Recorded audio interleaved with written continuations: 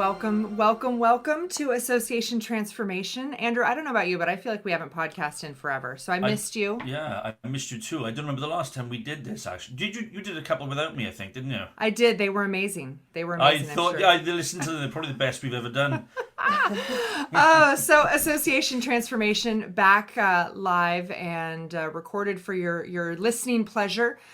Thanks to the partnership of Consort Strategy and Brewer Pratt Solutions. So once again, we are diving into new and uncharted waters in the association world, looking for innovations and best practices and practical mistakes, things we can all learn from. And in this case, I'm excited to talk about, some pretty future-looking, socially responsible, save the world kind of stuff today. I'm excited. I've got my cape on, and excited to be back with you. Association Transformation. Here we go.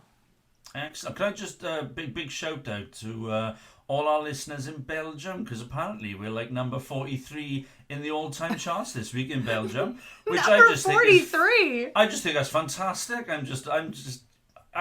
Well, welcome to everybody in Brussels and beyond. That's all I can say. I'm so pleased about it. So yeah, we're saving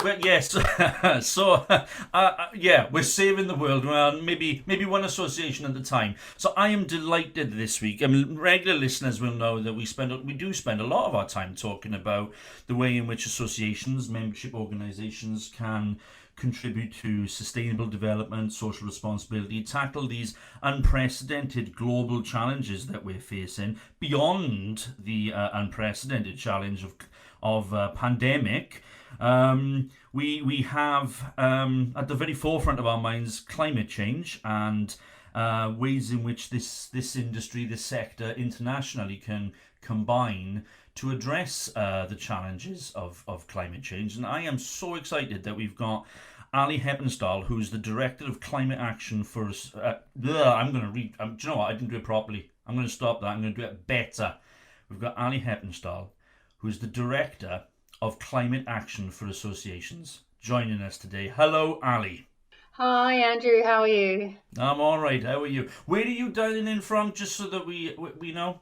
Well, I'm dialing in direct from Western Australia, Perth in Western Australia, actually Fremantle, Perth, Western Australia. I've been stuck here since March 2020. I was one of those that left the UK for 2 weeks and then got caught in the midst of the lockdown. And during the summer, it was probably the best place to be. But obviously, with the opening up of the UK and the entry into winter now here, I'm starting to feel like the exemptions this end would lift and I might be able to climb on a plane soon. But I used to travel regularly from London to Australia for work, and I can safely say that our organisation's carbon footprint has gone down dramatically since I've not been able to do that. I'd say we're firmly nearly at net zero ourselves. So we're living the dream. Excellent. But thanks for having me. I really appreciate the time to talk. No, I think it's such an important. Yours is such an important initiative, and this is such an important collaboration for the Institute of Association Leadership as well. And I'm delighted that you're here. And tell us a wee bit. Actually, do you know what? I've got a huge biography in front of me. I'm not going to read it out. Tell us who you are. Tell us where you come from, and where's your interest in or your expertise in climate action for associations. Where's it come from? What's it driven by? Yeah, so obviously there's a personal and professional ambition with myself. So I've been working in the association sector for coming up to, it's probably about 21 years. And I set up a company called B2B 15 years ago now. And obviously, Andrew, B2B specializes in working with membership organizations to help them with their growth and sustainability activities. And it's through all of our work at B2B that about 5 or 6 years ago, we started working with our first climate NGO, which was called the Carbon Trust. And interestingly, the Carbon Trust, as part of our work for them, they asked us to complete what was called a Small Business Sustainability Toolkit. So all of their providers really need to be demonstrating climate commitment. So at the time, as a small business, we thought that this would be incredibly taxing, etc. But we went through their toolkit because obviously we were desperate to work with them as a client to support them. And we found that within a year, we'd gone completely paperless. We had saved a lot of money on travel and energy, and we were completely in the cloud because obviously we had to transform our business model. And within a year and a half, we didn't need our office anymore. And during that time, obviously working with the Carbon Trust, we also learned a great deal about the role of industry and business in the climate agenda, and the fact that the biggest emitters, to global warming are business and industry of different sectors, obviously. And it was from there really our interest really started. So we started working with a lot of other institutes and associations to help them with their own sustainability plans. And then a couple of years ago, we started to work with a big global NGO called the Climate Group. And we worked with them to help them restructure their membership, their business action membership, which is split into campaigns, the Renewable Energy 100, the electric vehicle 100, so the EV, EP, RE 100. They've got lots of different campaigns that massive organizations sign up to. And we help them restructure their membership proposition in that area. And then slightly later, we started working with they also are the secretariat for an organization called the Under 2 Coalition, which is a coalition of global states and regions around the world. And we work with them to help them reshape their membership offer to global states and regions. And I guess for us, it was fair to say, and I guess I'm speaking with my B2B hat just for a second, that we saw firsthand the role that organizations were playing in and actually, to be fair, not moving fast enough. So our view was these types of NGOs like the Climate Group, the Carbon Trust, and We Mean Business, etc. They're doing a fantastic, amazing job at encouraging and supporting businesses in their pathway to and roadmap to net zero. And we felt, I have with our experience with working with associations, why don't we try and support industries and professions as a whole, as opposed to individual organizations? So late last year, the idea, well, actually it was about September last year, September 2020, we ran an event with our client in New York. It wasn't in New York, obviously, everything was virtual, at New York Climate Week, and it was called Climate Action for Associations. And we had a great response, really strong engagement, and we started talking to our NGO friends around what would the appetite be to start a collective called Climate Action for Associations. So that was where the idea was born, really. So it was a blend of knowing that there was a gap there to support associations and membership organizations in the acceleration to net zero, to help them both internally to sort their own house out, but also to support the membership that they represent. And yes, we sort of went into mini lockdown over Christmas into sort of January, and in very late February, we launched the CAFA, Climate Action for Associations. And the CAFA Collective is the collective power and influence, I guess, of associations in the movement to net zero and carbon neutrality. So we've got big ambitions, obviously. We want all associations to sign up to the CAFA Collective to drive net zero and accelerate their business, the professions, the businesses and industries they represent towards change. and we feel that this is a fantastic opportunity to talk to you, because obviously we feel like the Institute of Association Leadership is key to this conversation. Yeah, I mean, I think it's interesting. You've witnessed, as you say, firsthand, when you've been working with organisations, the impact that the membership sector can realise, but also the arguably the snail's pace it's taken some entities to sort of engage with it. And you'll be aware, back in 2015, the UN Global Compact and the International Chamber of Commerce published a report, highlighting the contributions that business associations can make to, addressing climate change, climate action, and the SDG, Sustainable Development Goals. And yet, here we are 6 years later, and I'm still to be convinced that, you're using net zero language there. I'm still struggling to understand how associations are sort of understanding net zero. Never mind their role in promoting net zero. I mean, what are your thoughts on that? Is it just that? I mean, I just feel that for such a long time now, associations are not necessarily recognising their role within civic society to advance climate action. Yeah, no, it's a good point. I think it varies, doesn't it, from association to associations, because obviously you get some that are already steeped in an environmental mission or agenda.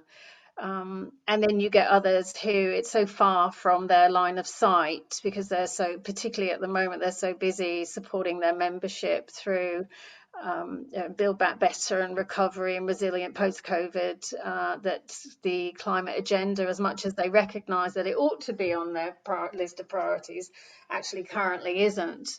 I think it genuinely, the conversations that we're having with our network and the CAFA collective membership is that it really does vary, and there's a very big difference between supporting members with their own progress as opposed to them actually tackling what they need to do internally themselves as typically small businesses.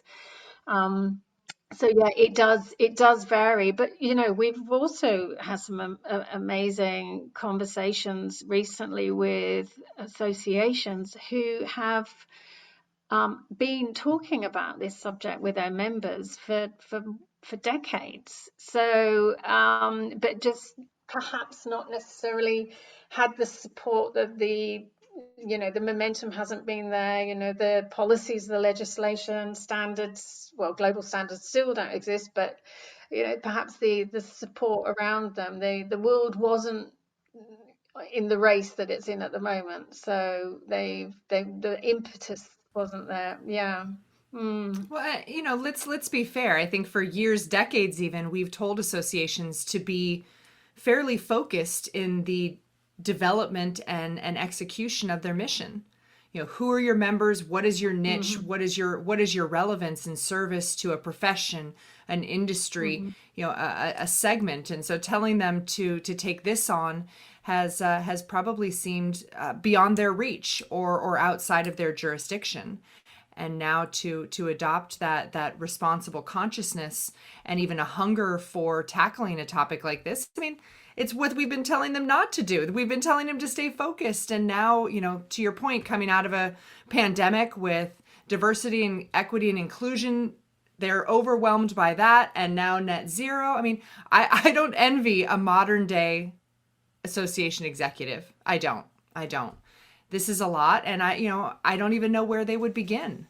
Yeah, I mean, I think that's a fair point. I think there's a whole cultural piece here, isn't there? It's not just about the perfunctory elements of, right, here's for example, I don't know, here's a tool, it's going to help you measure, understand, reduce your carbon, and contribute to net zero. I think it's a wider piece here about embedding the language of climate action in an association's everyday conversations, the same way we're doing with, as you say, equality and diversity and inclusivity. We seem to be getting less pushback on those areas, for example, those priority areas, than we are on the climate conversation. I still feel people are saying this is beyond my jurisdiction. We've got the trade associations that are, or the membership bodies that are responsible for, oh, I don't know, energy management or transport or waste, procurement. Let them deal with it, and we'll just carry on. So, I mean, what tools are available? How do I, as I'm an association chief exec, I'm thinking, right, okay, I get it. I've convinced my board they get it. What tools are available to me, though, to begin to sort of change that culture within my association?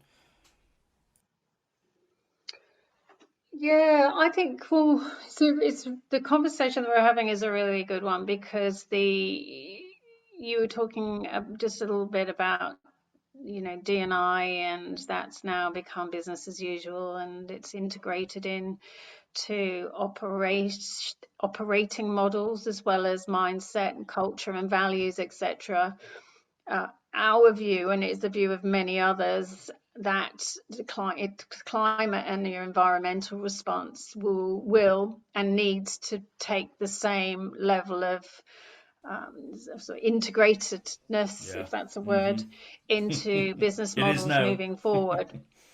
So yeah, so it is part. Yeah, thanks. It is part and parcel of business modeling going forward. So even as pressure increases around reporting emissions, so obviously, you were talking about tools. Obviously, there are tools that already exist to set your. I'm talking about membership organisations internally right now. Obviously, to set Yeah. their Mm-hmm. baseline. So, what is your current baseline? What is the current carbon emission of your organisation, and then obviously set your target for climate change and move towards that and report on that, and obviously demonstrate climate leadership and the progress you're making. There are obviously lots of tools around to support that, including the tools that sit on the Climate Action for Associations platform and site that are involved, but there are other tools obviously on other hubs and other support areas that are easily accessible. I feel like the thing, and obviously it's a massive objective for us to try and support the development of, but the idea of integration into a membership organization's social purpose. Elisa, you mentioned social impact, and a lot, as you know, many membership organizations have public good as a part of their articles and constitution, and the reason for being and not all of them measure their social impact or their public impact either. We feel that climate and addressing the climate and the environmental needs and integrating an approach to doing that. So it's almost like a total sustainability approach and a total integrated mindset, and how that impacts culture, values, member services, purpose, etc., is absolutely critical, and it's where membership organisations need to be heading. In the same way that consumers are driving retailers to change, we definitely see a world not too far from now where members of membership organisations will be demanding more from the association that they're part of. So that is about staying relevant. It does become part of business as usual. It is about being resilient and sustainable. And let's not forget the opportunities associated with carbon neutrality and reducing emissions as well. There's a lot to offer around this to help organisations grow and change as well. So, as an executive looking to bring this conversation to the table, do you need to wait for the right president, the right chairperson to initiate this? Do you, as a staff person, do you wait until you know you have the support for it, or do you need to just start chipping away and bringing it up often? Again, I'm trying to put myself in a staff mindset here, how to be successful, how to be measured based on your successes and the achievements of the organization. I mean, how are you starting this conversation? How are you preparing to be measured for it? And how do you push it through in a way Yeah. that succeeds? Yeah, well, the UNFCCC, secretary has basically said business as usual is no longer an option. We are in a state of climate emergency, so there's no don't have time, can't be bothered, don't know what it means for me. That just no longer exists. And the view is that if companies don't take an immediate step to align their work and their business model and their product and services and their engagement with staff, employees, members, whoever it might be, there is a disalignment there, and there's a very strong chance that their businesses will become redundant and unrelevant. And so there's a whole range of reasons why boards, councils, senior management, as well as employees, need to be moving swiftly. We are in a state of emergency. So I don't think I don't think the conversation is if or even when anymore. The when is now, but it's more about the how now. How are we? How fast should we? What do we need? How do we genuinely, without over engineering and over complicating everything, how do we get on board with this? How do we start to make the cuts we need to make? So within that context, I mean, I'm we've spoken about the way associations, which, as you say, are the most are operating in a small business context directly on in terms of their own operations. Although, of course, there are some with large estates. There are some, with whose reduction in their impacts could be significant quite quickly. I'm thinking in particular something like the Royal Colleges, which have large estates and global memberships, that require attendance at global conferences. This whole load of quick wins there that within an organisation, within the operations of an association or membership body, you can realise success.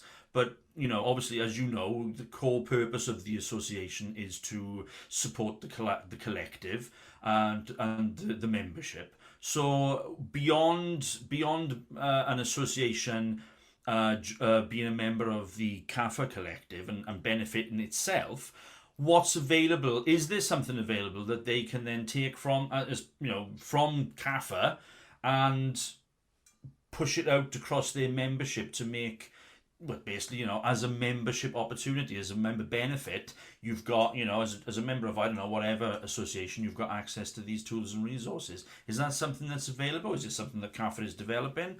I'm just trying to put the pieces together so that obviously Right. What's the first step? we're not just talking about operations, we're talking about core purpose, and the core purpose is supporting the members. So, yeah, what comes next?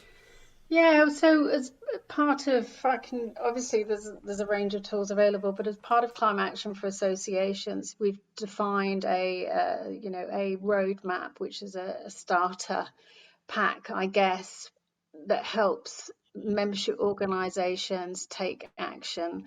That includes a range of guidance, information, and learning around some quick wins, as well as policies to implement internally, to templates to support the communication with, how to report to board, how to have that key stakeholder conversation, which is number one in the action plan that's been developed, is obviously around business partnering and stakeholder engagement, because it's not just you give one person in your organization the job to go away and sort this out. It's a total integrated And it's not just a piece of work either. I was about to say it's a piece of work. It's not a piece of work or an initiative or a program. It's about embedding, fully embedding. So we've created some quick wins. We've obviously got an action plan. We've got a carbon calculator, which goes up to scope 3. We've got tools. We help organizations convene and speak to one another. I think the key thing here is there's no magic bullet, and there's definitely no one easy way either. I think a lot of the jargon used out there is quite overwhelming, and it is very perhaps over-engineered. What we've tried to do is take what we know, and you would appreciate this, is what the key things that membership organizations do and need to do and need to continue to do regardless of the climate emergency, and try to create some really simple tools to help address the address and actually take practical action as well.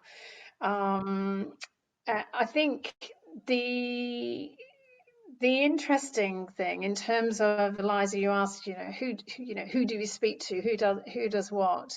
I mean, fundamentally, if senior management team and boards and council aren't aware, or if this isn't cropping up on their agenda yet, and they've not started to think about this, then something's wrong there. And it could be that there is a push-pull.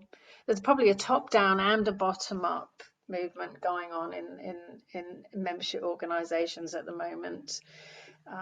Some really large membership organizations that we work with are starting to think, okay, so what is the impact that our membership or our profession has on the environment? And let's face it, not many organizations who aren't the Energy Institute or the Green Building Council or that many organizations haven't actually thought about that to date. So a good step for membership organizations to take in terms of supporting the members they represent with their own move towards carbon neutrality is to really get under the skin of what the current impact of that industry or profession is at the moment. And the only way to do that is really through research, like researching the membership, asking them some pretty basic member engagement activities, to be honest, on a really critical subject. I'm so glad you said that, because this does have to stem from the members' hunger and perspective and concern and interest in this area, staff driven or otherwise. The stomach for this has to live within the membership in order for the executive to have the push and the backing necessary. You mentioned a push-pull. I think it's exactly that. And an important first step for those not sure where they fall in on the spectrum of readiness for this. Maybe that, your Ignite Masterclass, we're just a few days away, May 26th. Do you like how I did that, Andrew? Yeah. That segue was amazing. But no, seriously, we're really excited to have you as a speaker for the Ignite Masterclass. And as you mentioned, I think the Climate Action for Associations is an important partner with the Institute for Association Leadership, and I'm excited to see that marriage and bring people to that conversation. Because whereas we can kind of tee things up here and we can play some devil's advocate and help push this forward, I think that masterclass really is where we get nitty gritty and where we talk about the tools and those starter templates and how to help people get into this conversation. Yeah, absolutely. Absolutely. And I was going to, so I've just had a mental blank. I was going to say, it's all right. That happens to Andrew all the time. It's okay. You just sparked a really good thought, and it's gone. No, Oh, sorry, I can't remember what it was. Well, the urgent. It was a prompt. Yeah, it was an urgency around the push. Oh no, I remember what I was going to say, and it's definitely. I can't believe why I forgot this. A member of the CAFA collective. It's just, you wouldn't, I guess, perceive this institute to be as on it as they are, but I'm going to name them if that's all right. yeah, go for it. The Chartered Institute of Payroll Professionals, SIP, based out of the UK. Yeah. They're taking this agenda extremely seriously, and they allocated somebody internally to first of all set out their ambition, to then engage with board and council and senior management team, and they've stuck their neck out and created a verbal ambition to the membership and internally as well, to be the most carbon efficient payroll institute in the world, or something along those lines.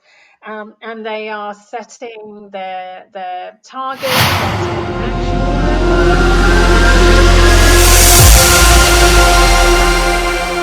what does payroll have to do with the climate? They could have shirked it off and said, actually, we're probably about two or three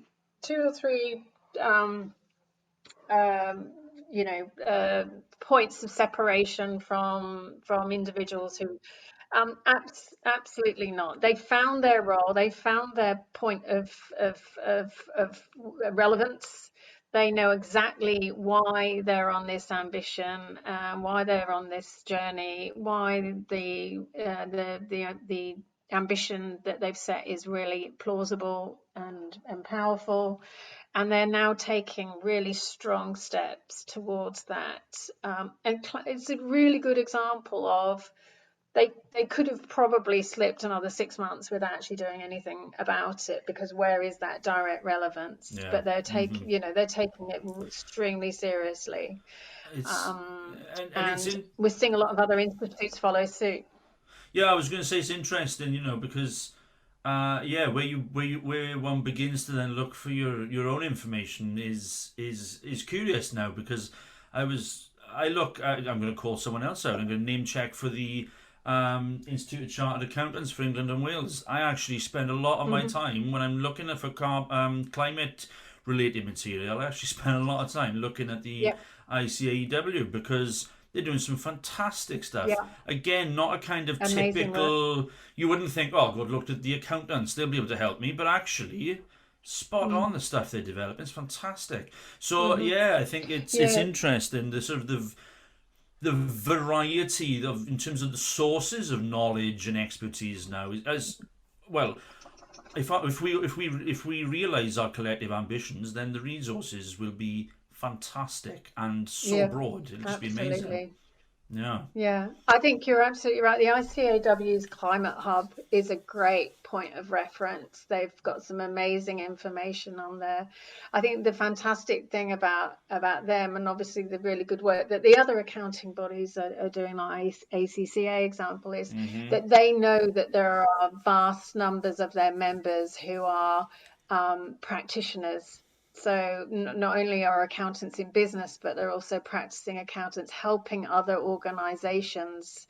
And it's those practicing accountants that have a first-hand role in sustainable reporting and supporting organizations, and the number crunching in relation to carbon setting and carbon measurement and monitoring and reporting, is definitely has a finance reporting aspect to it. So the role of the accountant in climate action is critical, absolutely critical, and it's becoming more and more integrated. This is a Who would have thought? Yeah, that's a whole other podcast. The role of the accountant in climate change. I love it. And interestingly, because we work very closely with the CIPD as well, and the role of HR and people and behaviour, is obviously critical. So coming back to payroll professionals, there will be a link between, it's not so obvious at the moment, but there is a link between ESG and pay and reward strategies in organizations, and creating incentives and employee engagement and benefits and reward. There is a big, just like EDI and pay reporting, etc. It's becoming more and more critical and again important. Well, I'm so glad we mentioned really some organizations. There are so many organizations doing so well in this and who have already taken those first steps. And I think it demonstrates not only the opportunity to collaborate, but the intersectionality of all of this, and how the layers and actors and will come together to make progress in this area.